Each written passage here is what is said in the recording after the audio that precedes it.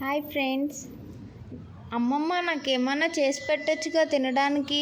మామిడికాయ తురుముంది కదా, పులిహోర చేస్తాను, తిను. మామిడికాయ పెట్టినప్పుడు మిగిలిపోయిన ముక్కల్ని ఈ విధానంగా బాగా తురుముకిన్ని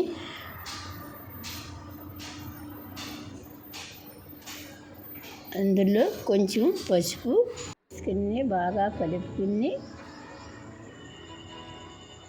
అందులో కొంచెం ఉప్పు వేసుకుని బాగా కలుపుకుని అందులో దాన్ని ఒక గాజు సీసాలో పెట్టుకుని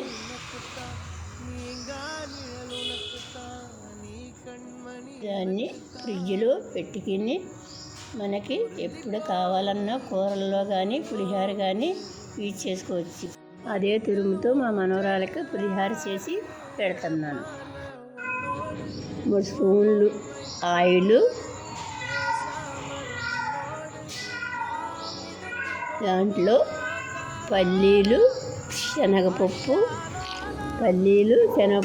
బాగా కలుపుకుని వేయించుకుని అందులో జీలకర్ర, ఆవాలు, కరివేపాకు, పచ్చిమిర్చి 3 ఎండుమిర్చి వేసుకుని బాగా ఫ్రై చేసుకోవాలి.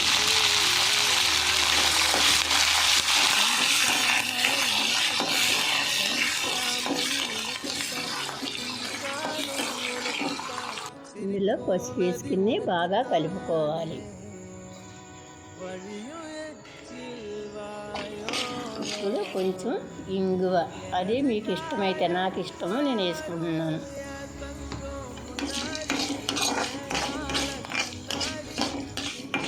ఇప్పుడు మన స్టార్ ఐటమ్ మామిడికాయ తురుము. ఇప్పుడు 2 స్పూన్లు వేయించుకున్న వాటిల్లో వేసుకోవాలి. అది బాగా కలుపుకోవాలి.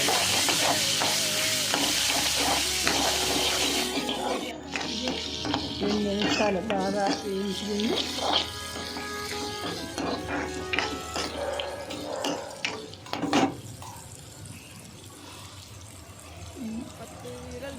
ఇందులో మనకి కావలసినంత రైస్ వేసుకుని బాగా కలుపుకోవాలి.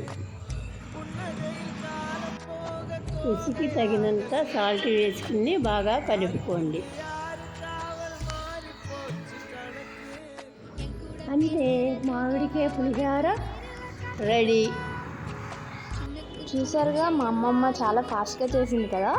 దీన్నే ఇన్స్టెంట్ మామిడికాయ పులిహోర అంటారు. ఇప్పుడు టేస్ట్ చేసి ఎలా ఉందో చెప్దామా? సూపర్.